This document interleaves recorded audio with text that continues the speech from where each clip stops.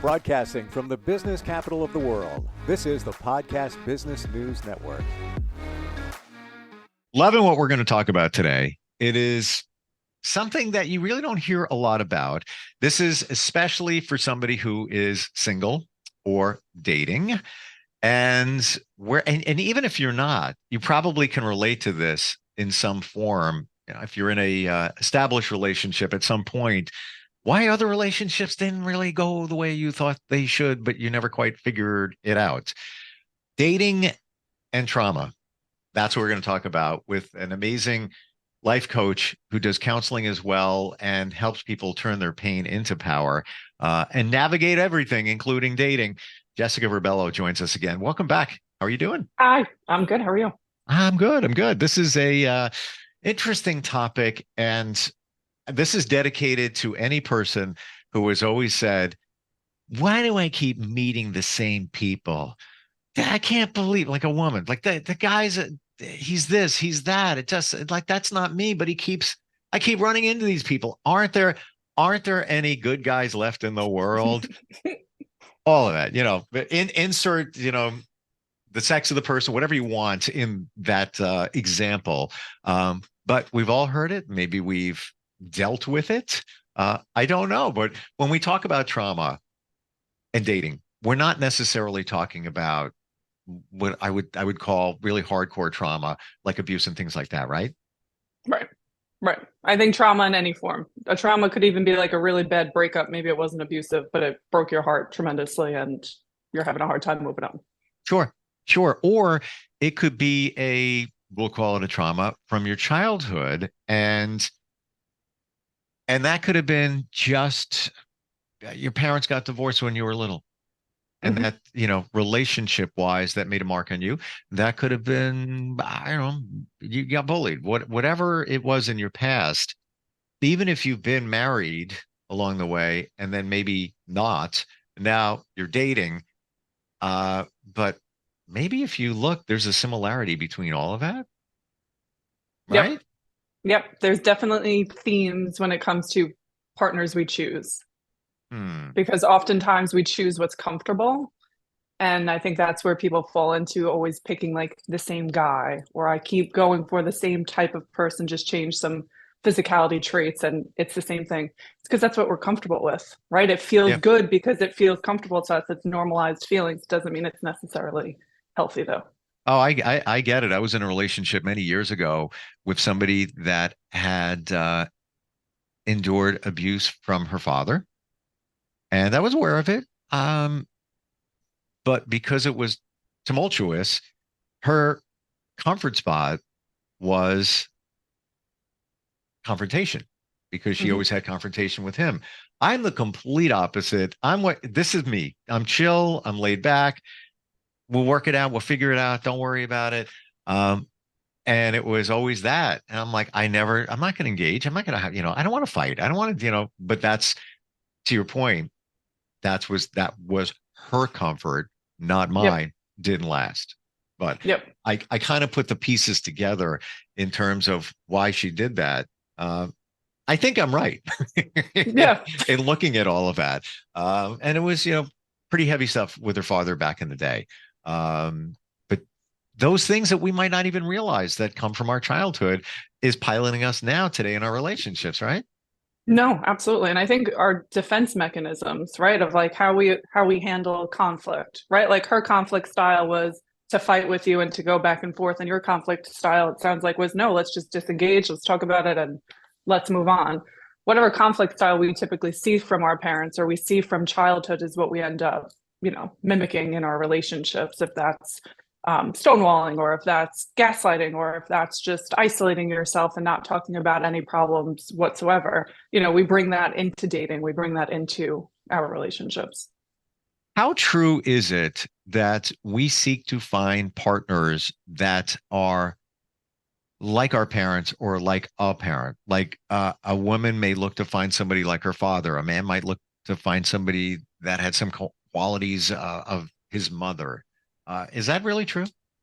I think it is. I think it's for positive qualities and both some like negative qualities too, right? I think positive qualities of like, I have a dad, my father, he is the greatest man's man. He does everything around the house. He's such a hard worker. And like for me, like I look for qualities that my dad has that I would love to date because I saw how beneficial that was to my family. I saw how beneficial that was to his marriage with my mom.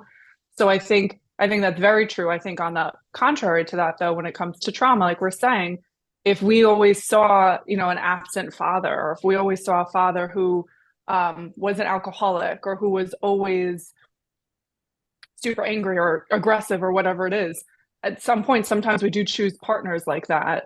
And I don't think we're conscious of it. It's just, like I said, it's a very comfortable, normal thing. So that's kind of what we seem to find. I've even seen through friends situations where a woman's father wasn't there, maybe left very early in her childhood, and she sought a man who was stable because it wasn't that, but then let that all go for somebody that was just kind of a deadbeat. Yep. and looked, this is my friend, and looks just like her father. Can't make this up. Like if I showed you here's her father, here's the guy she's with from my friend who sent it to me, you'd be like, oh yeah, textbook. There you go. Yeah. Like she's still looking to seek whatever that she didn't get from her father and approval from in other men. Right, right. And a lot of times too, like we seek what we never got, like you're saying, right? Like we look for things that we were never given as a child, and that goes to like attachment style, right? I'm sure, all over media we hear about attachment style, and if you're anxious attachment or avoidant attachment, whatever it is. But if you're someone who's anxiously attached, meaning you are always overanalyzing, you're always looking for validation, you're always looking for security within your relationships, or else you just don't feel loved or you don't feel good enough, you're going to bring that right down to your dating relationship.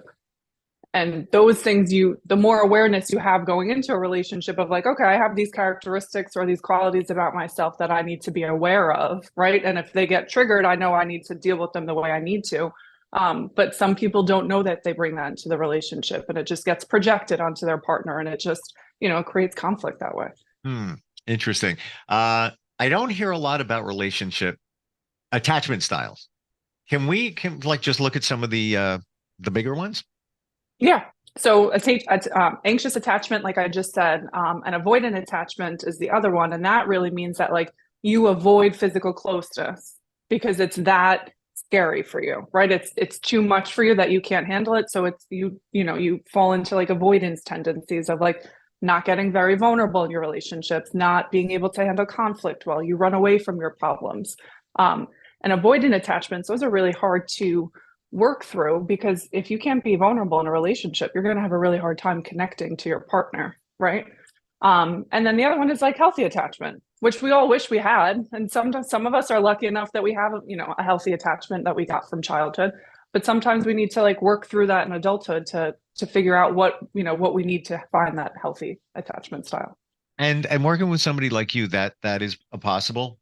100%. Okay.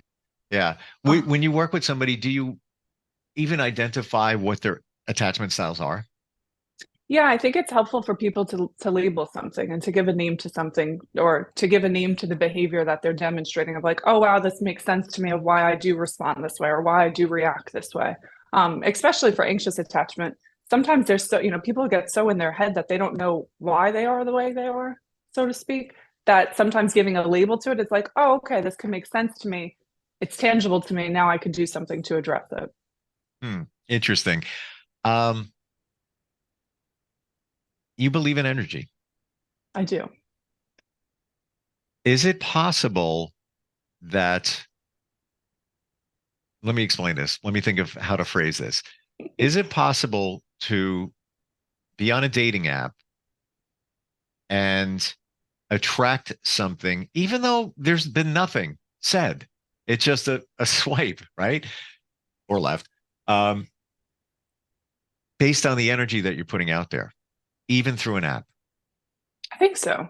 Because I think we attract what we give, right? Like what we give to the universe, what we pour in, and that's our thoughts too. But we get what we give sometimes. And I think if we're super positive and we're super hopeful with dating, I do think even something as, like an app where it is a little bit more disconnected, I do feel like you could find that energy.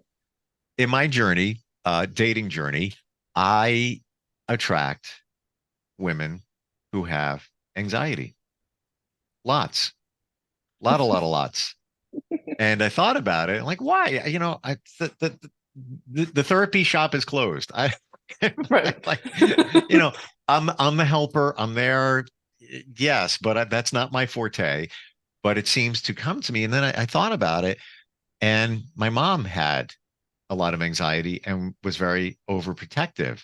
And I often wonder, maybe that has something to do with it. Um, in the beginning it was interesting. Now it's like, no, like I'm not, I Right. don't, and lots of people have anxiety. There's nothing wrong with that. Of course. It just seems that was showing up for me in a period of time in a large way, not just like a little anxiety, just a lot of anxiety. Right. The mom connection in my uh, look at this, would you say that seems reasonable? I think it seems reasonable. It could also be your demeanor, right? Like how you explained earlier, like you have a very like cool, calm, collected demeanor, and especially when it comes to conflict, like that's someone with extreme anxiety's dream, right? Like we would love somebody who is so cool, calm, and collected because you're not going to trigger my anxiety higher. You're going to be really soothing for it, and it's going to feel really good to have conflict with you if you can imagine it in that sense. So it does make I'm a sense. target. You are. I'm so sorry. I guess. But that's not to say that I didn't go through, challenges myself, but I worked on myself to get, that in my past. But to your point, I have um, dated people with anxiety and helped them through hypnotherapy and suggestions and being there and being an ear and all of that. Again, it was okay in the beginning, but after a while, Yeah. it turns into work. It's not fun Right. anymore. Yeah. Right. Yeah. But okay. And that was meeting people through dating apps. So that's why I Interesting. asked you about the energy thing. I'm not saying nice guy who likes anybody with anxiety in the profile. It just that's what shows up. And I Right. truly believe, after learning about anxiety, and I'm just giving an example, that you put it out there energetically and you're going to get it. You're going to receive it in some way. Right. And I think that's also like the universe testing us a little bit too, like kind of what we were saying last episode of like testing us of like, okay, did you work through this lesson? Did you gain what you needed to through this lesson, or do you need to be tested yet again? Okay, well, here's another partner with anxiety. Let's see what you do with it. I've been tested to get my counseling certification after all this. No, I'm kidding. I'd never do that. It's so not me. But people have said you should be a therapist. No, I don't want to do that. That's not that's not my purpose. That's not my, Yeah. you take that. That's you. How do you uncover this stuff? Let's say you're working with somebody and they, explain their situation, their life. How do you figure it out? How do you put all the pieces together? I usually start off by just asking like, what are you going to take account of? What are you going to be accountable for with dating of why it doesn't work out, right? Like, forget all the partners, forget all your past boyfriends or girlfriends, whomever it is. Like, what is your part in it, and like what can you work on to work through it?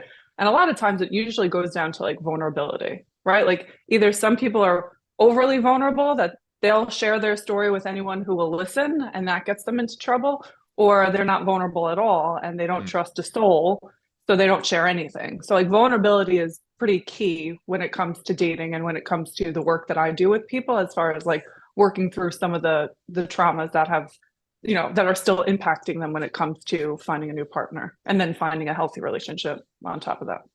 Do you find that in working with people that this comes up a lot? This is, a challenge. Take a look at the divorce rate. It's, at least 50%. Second marriage is 60%. That this is kind of a big thing right now. Yeah, I think people struggle to know what a healthy relationship is, right? Like we know what a bad relationship is when it comes, and sometimes we don't even, but when it comes to like infidelity, we could say like, oh, that is bad. That's a big red flag. That is not a good relationship.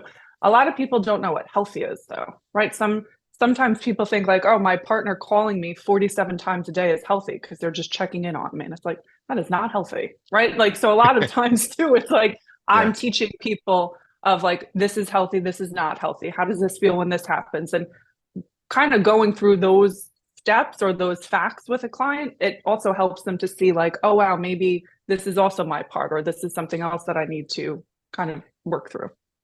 Do you find after a while with counseling that someone can figure it out and say, now I know what I need. Now I know what I want.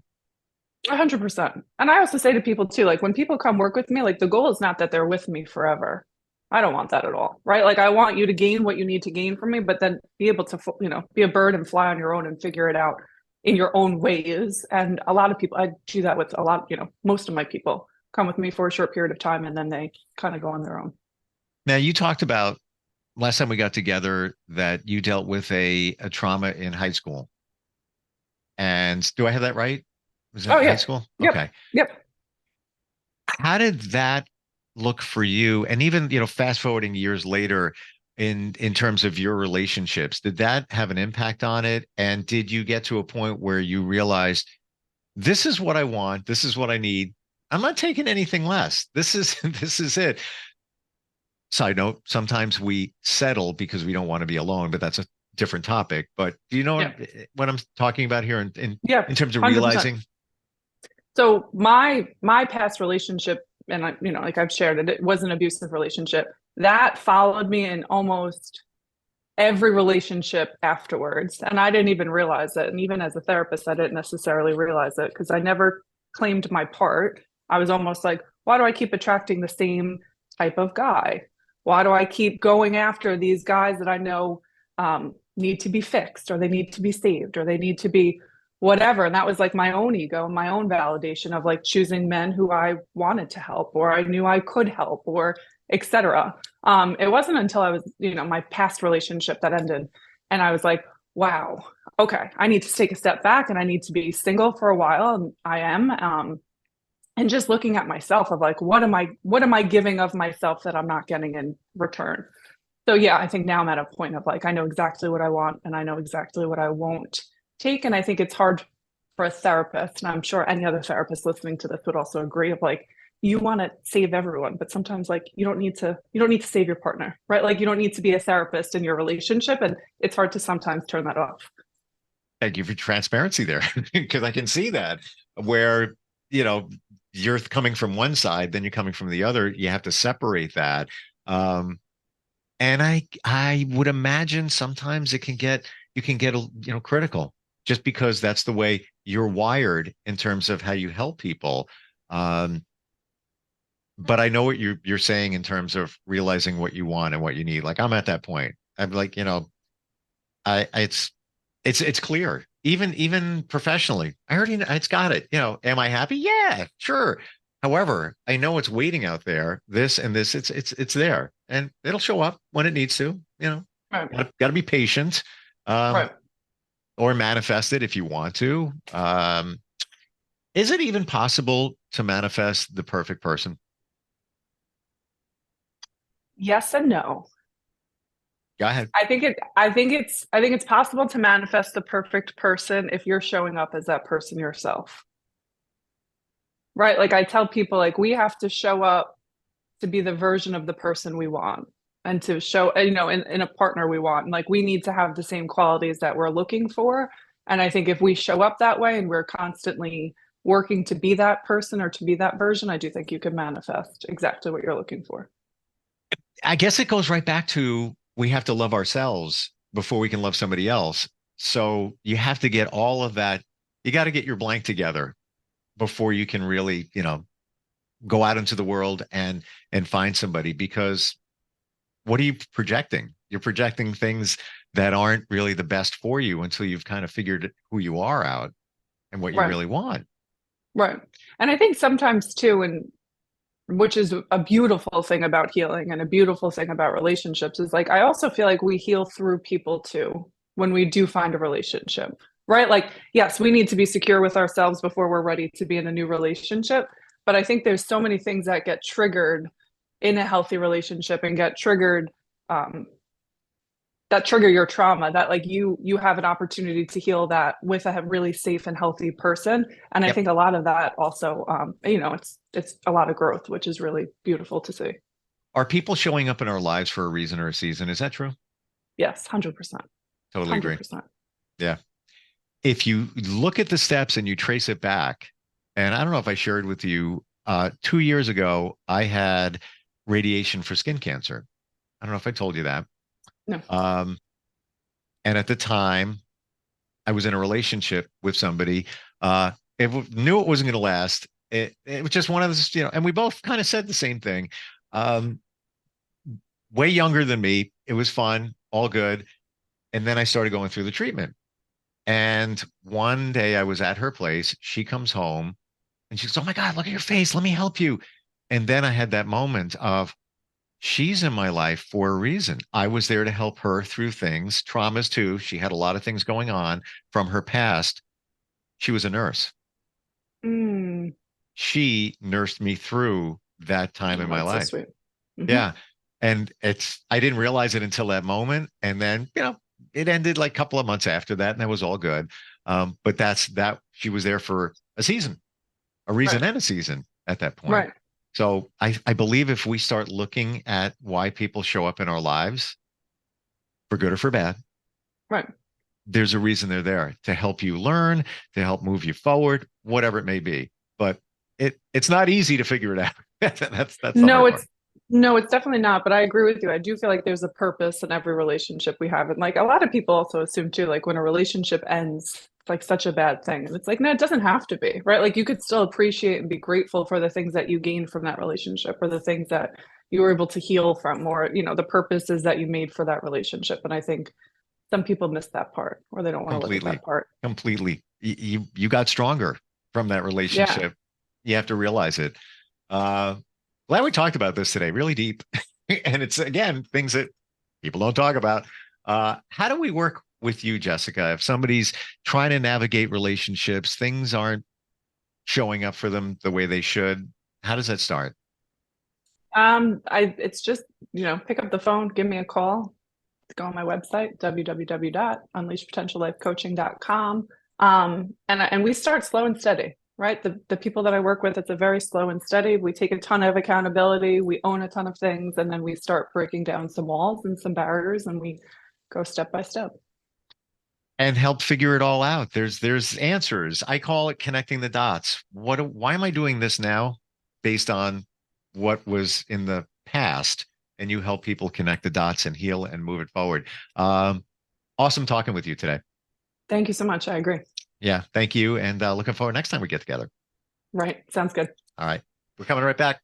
Are you looking for even more of the podcasts and hosts that you love? The Podcast Business News Network is proud to announce that you now have even more ways to listen live. Check out the MyTuner Radio, online radio box, and Simple Radio apps on iOS and Android, or find us online. Search for Business News Network on mytuner-radio.com, or search Podcast Business News Network on streama.com and onlineradiobox.com/US. Take your podcasts on the go and don't miss a minute of the action.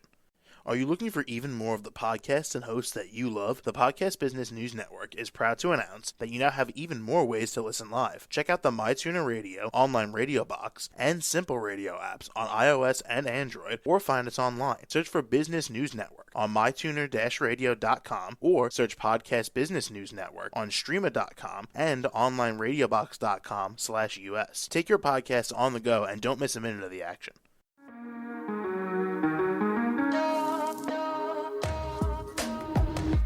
Broadcasting from the business capital of the world, this is the Podcast Business News Network. For nearly 2,000 severely injured veterans, everyday life has become filled with barriers. Day-to-day simple tasks can become pretty daunting. I have to carry my chair up 2 flights of steps or have somebody do it for me. What scares me the most is just the falling. When I'm struggling with my house, I think, to have that one great barrier just knocked down, it's crucial. Home for Our Troops is a wonderful nonprofit that builds a mortgage-free, fully adaptive, handicap-accessible house. And there's no catch. It'll be our very first home that we've ever owned. This is a game changer. This is where your life begins again. We need you to join us in completing this important mission. Please visit hfotusa.org and help build homes and rebuild lives. Because of you, everything's going to be okay.